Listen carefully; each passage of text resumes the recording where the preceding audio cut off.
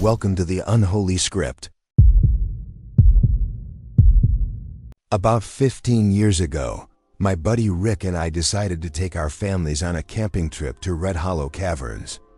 Rick and I had been friends since we were kids, and since we both grew up around Red Hollow, we'd spent a lot of our childhood exploring the state park. We knew that place like the backs of our hands. Red Hollow has more caves than anywhere else in Montana, many of which are linked through a maze of narrow tunnels and wider chambers. It's a natural wonder, so over the years it's turned into a big attraction for nature enthusiasts and cave explorers. Depending on the time of year, the western section can get pretty crowded with tourists. The caves were exactly what you'd imagine. Massive rock chambers filled with glistening stalagmites and stalactites, where park rangers led groups of visitors along sturdy wooden walkways while explaining how the formations were made. Some caves were occasionally closed to the public when they became unstable, but we figured the smaller ones nearby would be safe enough for the kids to poke around in. They could explore a little and learn about the local landscape at the same time. What we didn't realize, though, was that the decision to take that trip would become one of the worst choices we'd ever made. It was early fall when we went. The leaves just starting to change color, but the air still warm with the tail end of summer. We found a large campsite near several smaller caves and unpacked lunch from the picnic baskets our wives had packed.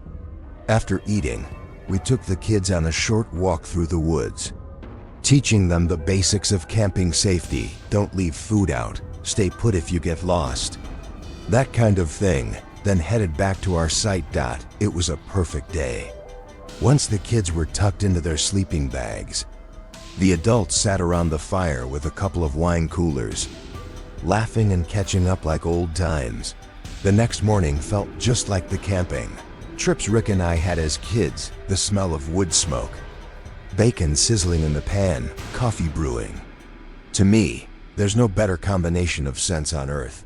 If you'd asked me that morning, I would have told you we were in for another peaceful day outdoors.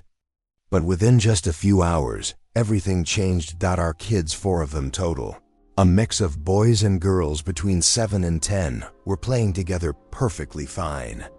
Around early afternoon, they asked if they could play near one of the caves close by.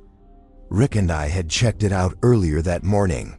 It had a big opening that led into a smaller tunnel fading into darkness. We told them they could play near the mouth, but not to go inside. They promised to stay close, so we let them go.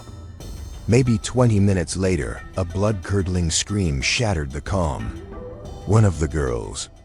We jumped up and sprinted through the trees toward the sound. Before long, the kids came bolting toward us, terrified, crying, stumbling over their words, but all telling the same story. They said they'd been playing by the cave entrance just like we told them, when a man suddenly crawled out of the darkness inside. They didn't recognize him, but the moment they saw him, they said he looked wrong, dirty, gaunt, and creepy enough that they froze. Then the man stepped closer and asked if they wanted a free tour of his cave. When they refused, he said he was a friend of ours, that we'd asked him to keep an eye on them. The kids might have been young, but they weren't stupid. One of them told him they didn't believe him, and that's when he lunged. I had 1,000 questions, but at that moment, all Rick and I cared about was where the guy went. The kids didn't know. They'd just run, fearing he was still nearby. Rick and I tore through the woods toward the cave. Rick had always been faster than me. He'd run track in high school and could have probably played football if he'd been built a little bigger. He pulled ahead fast, maybe 20 feet in front of me when he spotted the cave and yelled, "I see him." He broke into a sprint for the last 50 yards. I couldn't see anyone from where I was, but hearing him yell made my blood boil. I pushed myself to catch up. Rick shouted, "He's in the cave." Just before vanishing into the darkness, I yelled for him to stop, to wait, but he didn't listen. And in hindsight, maybe he was right not to. The cave turned out to be a dead end, but at the time, I thought he was insane running in there with nothing but the flashlight on his phone. I stayed at the mouth of the cave, calling for him to come back, but after about a minute with no answer. I thought I'd have to go in after him. Just as I took a step forward, Rick appeared again, pale as a ghost and shaking. I asked what happened. He just said, he got away, and walked right past me toward the trees. I followed, pressing him for details, but he didn't answer. Then suddenly he stopped, put both hands on his head, and stood there trembling. He looked smaller somehow, like a kid who'd just seen something too awful to understand. Finally he said, "I had him, man. I had him, and I let him go." He couldn't seem to find the right words, so I told him to just spit it out. He said he'd chased the man all the way to the back of the cave, lit up his phone, and saw him dart into a side tunnel. Rick was faster, and within seconds he'd caught up. When he reached out to grab the guy, the man spun around, ripped free, and hissed like a damn animal. Rick said he hissed just like a cat, bearing these long yellow fingernails that looked more like claws than human nails.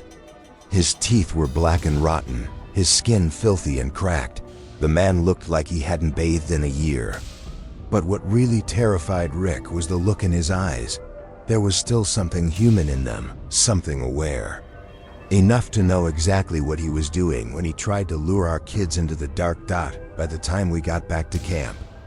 My wife had already called 911.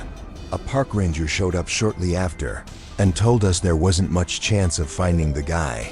There were too many exits and hidden tunnels. If he knew the cave system well, he could have been anywhere. The ranger tried to reassure us, saying there was no way someone could actually live down there without the Park Service knowing. He promised they'd be on the lookout for anyone matching the description, and that we'd be contacted immediately if they found him. Needless to say, the kids refused to stay another night. We packed up and left before sundown. Looking back, Rick and I were probably the only ones who didn't want to leave, but not because we were enjoying ourselves. We wanted to find that sick bastard ourselves. But we were just two tired dads, and if the rangers couldn't seal off all those tunnels, what could we possibly do? That frustration faded after a while, but something else didn't. The realization that no matter how safe you think you are, you can't always protect your kids from people who want to hurt them. Rick never really let it go. He started digging online, trying to find stories of other encounters in Red Hollow, but he never found anything. Still, he thinks about that man from time to time. He regrets freezing up, says he wishes he'd fought him when he had the chance. And honestly, I can't say I blame him. Because even after all these years, I'd give just about anything for 5 minutes alone in a locked room with that monster. A long time ago feels like another lifetime now, my buddy. Tom and I decided to take a short camping trip out in the Blue Ridge Mountains. Tom was hands down one of the funniest guys I ever met. The kind of guy who could have hosted his own late-night show if he wanted. I used to tell him all the time that he should try stand-up comedy, but he'd always laugh it off and say he was too shy, that he could only be funny around people he felt comfortable with. Now, in North Carolina, it's rare to get a weekend without rain, even in the summer. So when we saw that the forecast showed 3 whole days in October with less than a 20% chance of rain, we knew that was our golden window. No soggy clothes, no damp tents, no swampy misery, just a proper camping weekend. Tom swung by to pick me up Friday afternoon right after work. A few hours later, we had a fire going, hot dogs roasting, and cold beers in hand. That was how it always was with Tom. Every camping trip felt like it went by in a blink. One minute you were pitching tents, the next you were packing them up again after 2 or 3 days of non-stop jokes and laughter. This trip was no exception. Sure, the endless beer probably helped blur the days together, but it really did feel like time sped up out there.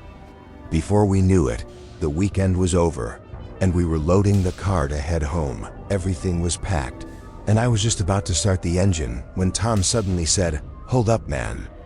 Gotta hit the bathroom." I told him, "Fine, just be quick. I'm starving." Then he goes, Yeah, it's not that kind of quick bathroom trip. Might take a bit.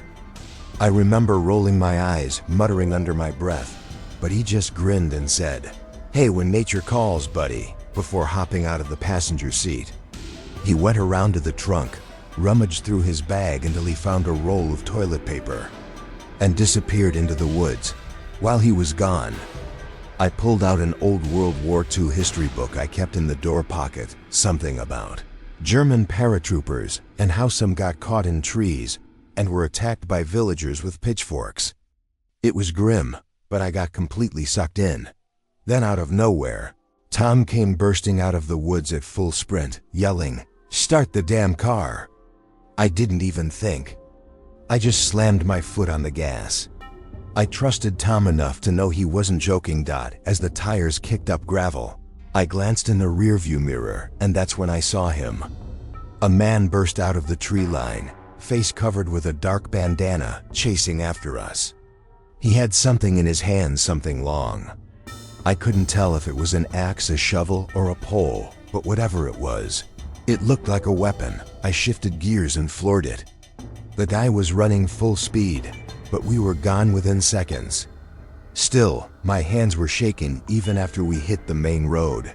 When we were finally safe, I yelled, "Tom, what the hell happened back there?" He was breathing hard, eyes wide, but he managed to tell me. He'd gone deeper into the trees looking for a quiet spot. He saw a thicket that looked private enough, pushed through some bushes, and came out on the other side straight into a clearing. And there, standing over a large blue tarp spread on the ground, was a man with an axe. Tom said there weren't any bodies or blood, no one else around, just the man and that tarp. But the second their eyes met, Tom knew something was very wrong. The man's expression said it all. And when he started charging toward Tom, axe in hand, any doubt vanished. Tom didn't stick around to ask questions. He ran. Because really, what could he have asked? "Hey, what are you doing with that axe and tarp out here?" "Yeah, no thanks. We didn't stop driving until we hit the first gas station we could find." Tom called the cops right there. They took his report, said they'd check it out. A couple days later, an officer called back, said they'd looked around, questioned a few bikers in the area, but found nothing, no evidence, no suspect. That alone was unsettling, but what really got under Tom's skin was what the officer said next.